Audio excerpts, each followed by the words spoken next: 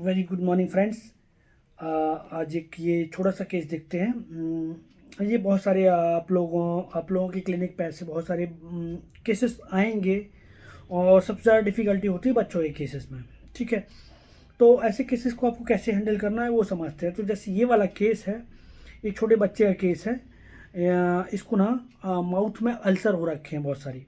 ठीक है, तो बच्चा खा नहीं रहा है, कुछ पी नहीं रहा है, बहुत मुश्किल हो रही है उसके साथ। ठीक है, तो अभी ये जो पेरेंट्स लेके आते हैं इसको, बच्चे को, तो आपको अच्छे से मतलब नहीं होना चाहिए। आपको क्या होना चाहिए कि बच्चा, कोई भी पेशेंट आपकी क्लिनिक पे कैसे बिहेव करता है। ठीक है, तो जैसे कि एल्डर लोग आते हैं, बड़े लोग आते हैं, तो उनमें वो पेशेंट खुद ही बोल जाता है कि उसको प्रॉब्लम क्या है। ठीक है, तो कई बार आपको जेस्चर पोस्चर साथ में उसका वर्बेटम लेके आपको पेशेंट को समझना होता है और ऐसे आप मेडिसिन दे सकते हैं। लेकिन बच्चों के केसेस में आपको बहुत दिक्कत होता है, तो बच्चे खुद तो बोल नहीं सकते। ठीक है, और तो बच्चों का एक्सप्रेशन, जेस्चर, पोस्चर वो करते क्या है, आपके क्लिनिक पे आके कैसे बिहेव करते हैं, कैसे आंसर करते हैं, ठीक है, कैसे अपने आप को रिप्रेजेंट करते हैं, ये बहुत इंपॉर्टेंट होता है। ठीक है, तो ये मम्मी पापा इसके बच्चे को लेके आए। ठीक है, 6-7 साल का बच्चा था। तो अभी क्या, इस जैसे ही एंटर हुआ तो मैंने पूछा, बोलो क्या दिक्कत है। तो उससे भी पहले, बोलने से पहले मैंने उसको देखा, तो अपनी मम्मा के साथ वो हाथ पे हाथ, हाथ से ऐसे पकड़ के और लेके आया और मम्मा बैठ गई, तो उसके हाथ में हाथ को पकड़ के उसके ऐसे करके वो वहीं पे खड़ा हो गया। अभी मैंने पूछा कि बोलो क्या हुआ बेटा, तो उसने कोई भी जवाब नहीं दिया। ठीक है, और मम्मा को होल्ड किए रहा वो। ठीक है, मैंने पूछा कि क्या पढ़ते हो, उसने अभी भी कोई जवाब नहीं दिया। मम्मा की तरफ उसने देखा। ठीक है, मम्मा की तरफ देखा, फिर मेरी की तरफ देखा। और जब मैं एक दो क्वेश्चन में तो नहीं, जब तीसरा चौथा क्वेश्चन पूछता हूँ कि क्लास कौन सी क्लास पढ़ते हो, ठीक है, कितने आपके फ्रेंड हैं, तो फिर वो मम्मा की कान में बोलता है और ऐसा बोलता है, ऐसे करके, है ना। तो वो चुपके से मम्मा को बोलता है और कि मेरे इतने फ्रेंड हैं। इवन मुझे भी सुनाई नहीं पड़ा। फिर उसकी मम्मा बोलती है, मुझे मत बोलो, आप डॉक्टर अंकल को बोलो। और फिर मैंने और पूछा कि बताओ क्या होता है। तो फिर क्या बोलता है कि वो मम्मा आप बोल दो। ठीक है, मतलब मम्मा आप बोल दो कि मैं जो आपको बोला है वो आप डॉक्टर अंकल को बता दो। तो मैंने इससे पूछा, इसकी मदद से पूछा कि मैंने कहा घर में क्या करता है।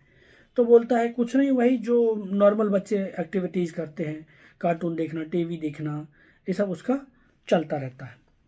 और जब वो खड़ा था ना, तो ढंग से कभी ऐसे कभी ऐसे, ऐसे ऐसे करके, है ना, मतलब एक जो एक नॉर्मल प्रेजेंटेशन होना चाहिए उससे थोड़ा हट के था।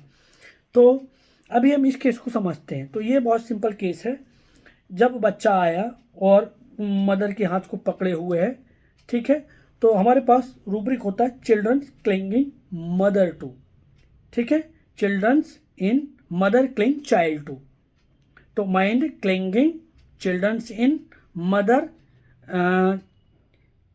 Child clings to mother.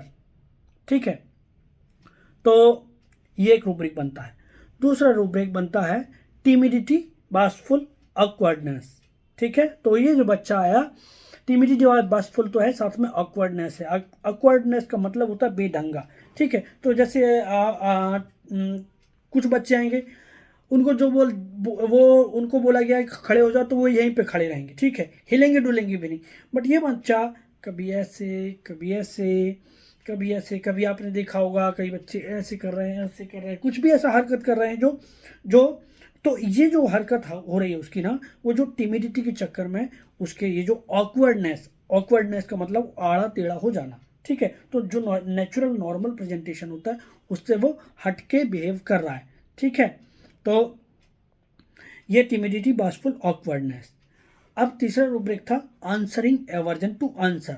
मैंने कुछ भी पूछा, उसने एक भी जवाब नहीं दिया, तो ये टिमिडिटी के चक्कर में भी इसको आंसरिंग एवर्जन टू आंसर हो रहा है। और एक और आंसर है विस्परिंग। ठीक है, मतलब मम्मा की स्पीच में जाएंगे विस्परिंग, तो ये आंसर तो कर रहा है लेकिन मुझे डायरेक्टली आंसर नहीं कर रहा, आंसर किसी और को कर रहा, मतलब अपनी मदर को आंसर कर रहा है। ठीक है, तो दिस इज स्पीच विस्परिंग। ठीक है, एंड डिपेंडेंट ऑन अदर्स। तो दूसरा मतलब मम्मा आप बोल दो।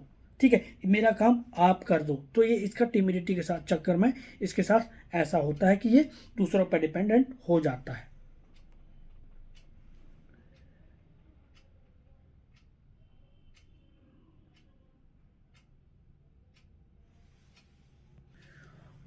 और ये जो मैंने पूछा कि ये टीवी पे क्या करता है, वही और उसकी मदर ने बताया कि टीवी देखता है और वैसे ही चीज़ें अडॉप्ट भी कर लेता है। ठीक है, तो ये इम्प्रेशनेबल हुआ।